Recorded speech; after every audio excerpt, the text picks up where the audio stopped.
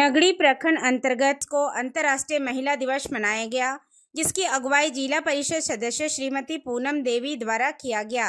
प्रखंड अंतर्गत रैली का आयोजन किया गया, जिसमें बाल विकास परियोजना के कर्मचारी, महिला पर्यवेक्षिका श्रीमती लक्ष्मी तिवारी, श्रीमती बिमला देवी, श्रीमती शिवानी बेग, महिला समूह की सदस्य पिंकी देवी, जल सहिया रिंकी देवी, स्वास्थ्य सहिया, पंचायत समिति सदस्यगण, आंगनबाड़ी सेविका एवं सहायिका द्वारा हिस्सा लिया गया। रैली में समाज सेवी श्री बजरंग महतो जी की महत्वपूर्ण भूमिका रही। इस रैली का मुख्य उद्देश्य नारी शक्ति को जागृत करते हुए देश के विकास में महिलाओं की बृहद भागीदारी को प्रदर्शित करना एवं सामाजिक कुरीतियों जैसे भ्रूण हत्या, बाल विवाह इत्यादि की रोकथाम करना सम्मिलित है। इस रैली के माध्यम से बाल विकास विभाग के सावित्रीबाई फुले किशोरी समृद्धि योजना के लाभुक बच्चियों को प्रदर्शित किया गया। इस रैली में बाल विकास, स्वास्थ्य विभाग, JSLPS समूह, जल सहिया का आपसी तालमेल का अनोखा संगम देखने को मिला। महिलाएं रैली में हर्षोल्लासित होकर नृत्य गान करते एवं नारा लगाते हुए दिखी। विशाल नारी समूह का नेतृत्व करते हुए जिला परिषद श्रीमती पूनम देवी द्वारा बिरसा मुंडा की प्रतिमा पर माल्य अर्पण किया गया और जल मीनार का उद्घाटन किया गया। पुनः रैली का प्रस्थान पुराना बैंक ऑफ इंडिया के पास स्थित भवन की तरफ हुआ, जहां महिला क्लब का उद्घाटन पंचायती राज निदेशक महोदय श्रीमती निशा उरांव जी द्वारा किया गया।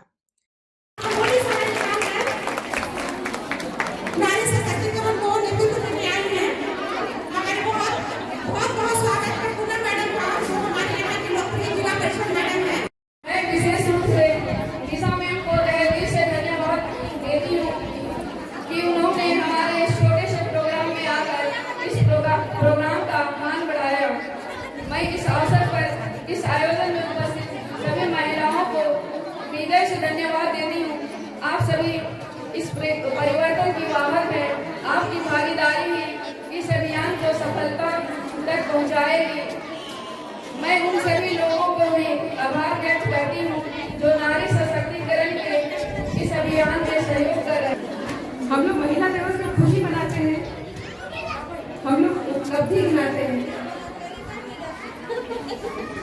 हम लोग उपलब्धि गिनाते हैं ना कि हम लोग ने ये हासिल किया, हम लोग सफलता हासिल किए, हम लोग ने मेहनत किया, मेहनत का फल मिला, रोजगार के अवसर मिले,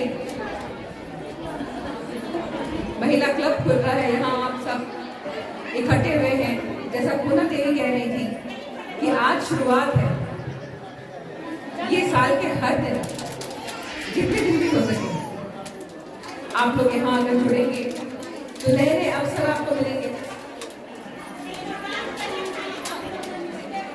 आप समाज के बुनियादी ढांचों को आप मजबूत करती हैं।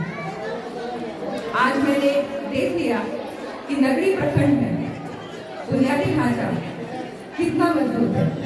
आज मैंने स्वयं देख लिया और आप सभी बधाई के पात्र हैं। लेकिन एक बात बताओ, हम हर समय तो सफल नहीं होते हैं ना। हम लोग का संघर्ष होता है, हम लोग विफल भी हो जाते हैं, हम लोग के साथ गलत भी होता है, अत्याचार भी होता है, हम लोग के साथ बराबर का हक हम लोग को नहीं मिलता है, ये भी होता है ना। इसका क्या इलाज है? इसका इलाज क्या है? इसका इलाज है ये एकता। ये जो क्लब में आप एक साथ जुटे हैं और जो पूनम देवी बता रही हैं कि यहाँ आप लोग एक दूसरे का समस्या साझा करेंगे और आप लोग को रोजगार के अवसर मिलेंगे और कई तरह के अवसर मिलेंगे। ये एक शुरुआत है। इस प्रकार से आप आगे बढ़ेंगे। लेकिन मेरा कहना है कि महिला चाहे उसका संघर्ष सफल हो रहा हो या विफल हो रहा हो, हम हार भी जाते हैं, जीतते तो है लेकिन कई बार हम हारते हैं। लेकिन फिर भी महिला के हर प्रयास का उत्सव मनाना चाहिए। ये मानते हैं कि नहीं? अभी यहाँ चर्चा हो रही थी, मेरे पिता का नाम लिया जा रहा है, रामेश्वर राव, श्री रामेश्वर राव। मेरा पिता का नाम लिया जा रहा था और मेरे पिता मुझे इस तरह से आपसे परिचय कराया जा रहा था कि मैं रामेश्वर राव की पुत्री हूँ। मुझे बहुत गर्व हुआ। आप सबका भी परिचय कराया जाता है जब कहा जाता है आप किसी की पत्नी हैं, किसी की बेटी हैं, किसी की बहन है। लेकिन वास्तविक सशक्तिकरण पता है कब होगा? जब आप आपके नाम से जाने जाएंगे, जब आपका पति को बोला जाएगा कि ये तुम्हारा की भी छोटी है और लक्ष्मी जी का बेटा है या लक्ष्मी जी का कोई भाई है, वो आपका सशक्तिकरण होगा। जिस दिन मेरे पिता को बोला जाएगा कि ये निशा और राव के पिता हैं, उस दिन मेरा सशक्तिकरण होगा। अब मैं देख रही हूँ, अब आप सबको थोड़ा विश्राम भी करना चाहिए। देखिए भोजन खाने का ऐसा बैठ आप लोग कह रही है और मैं आपको पुनः बधाई देती हूँ। पुनः दीदी, आपने ये जो क्लब बनाया है, मुझे लगता है राज्य में पहले है। और मैं जब वापस रांची जाऊंगी, अपने दफ्तर जाऊंगी, तो मैं पूरे राज्य में इसकी घोषणा करूंगी और सबको इनका उदाहरण, आप सबका उदाहरण दूंगी कि इस प्रकार का क्लब पूरे राज्य में बनना चाहिए। और नगरीय प्रखंड दुनिया सबसे पहल हुई है, यहाँ हम लोग विशेष सहायता हम लोग प्रदान करेंगे। आप सबको पुनः जोहार, मिलते रहेंगे। जय हिंद, जय झारखंड। सबसे पहले तो मैं महिला दिवस के अवसर पर महिलाओं को बहुत बहुत बधाई देना चाहूँगी। ये महिला दिवस सिर्फ हम लोग को एक दिन ही नहीं मनाना चाहिए, हम लोग को मेरे ख्याल से तो सालों भर रोज दिन मनाना चाहिए। जो सम्मान महिलाओं को महिला दिवस के दिन में हम लोग सम्मान की बात रखते हैं, क्या ये सम्मान महिलाओं को हमेशा मिलता है? तो इसीलिए हम लोग चाहते हैं कि इसमें सुधार करें और महिला को हर हाल में सशक्त बनाएं, उसे आगे बढ़ाएं और उन्हें किसी के आगे झुकना ना पड़े, अपना एक खुद का पहचान बनाए। हम चाहते हैं महिला दिवस के अवसर पर जो हमने एक क्लब का निर्माण किया, सिर्फ महिलाओं को आगे बढ़ाने के लिए, महिलाओं को कैसे आगे बढ़ाएं ये मेरी सोच रही। इसीलिए मैंने इस क्लब का